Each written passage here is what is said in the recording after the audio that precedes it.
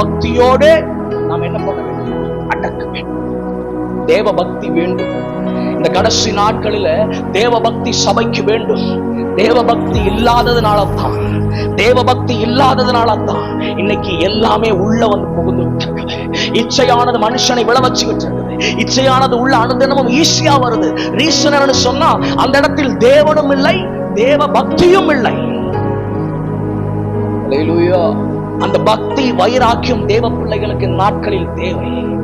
அந்த பக்தி வைராக்கியம் தேவ பிள்ளைகளுக்கு நாட்களில் தேவை. பக்தி இல்லாதவனே, தேவனை தேடாதவனே, கர்த்தரோடு இல்லாதவனே, மனம் திரும்பு, மனம் திரும்பு, மனம் திரும்பு. தேவ பக்தியோடு ஒரு மனுஷன் செயல்பட்டால், தேவனுக்கான முன்னுரிமை கொடுத்து தேவனை அனுதினமும் நீ தேடுகிறவனாயிருந்தால், உனக்கு விரோதமாய் எழும்புகிற எல்லா காரியத்தையும் ஆண்டவர் உன் எல்லையில் இராதபடிக்கு முறியடிப்பார். இது தேவனுடைய வசனம் சொல்லுகிறது பாருங்க. அவைகளை நாம் தேவ பக்தியோட அடக்க வேண்டும். தேவ பக்தியோட அடக்க வேண்டும். தேவ சபையை இந்நாட்களில் தேவனுக்குள்ளாக இருங்கள், கர்த்தரோடு இருங்கள், கர்த்தருக்காயிருங்கள்.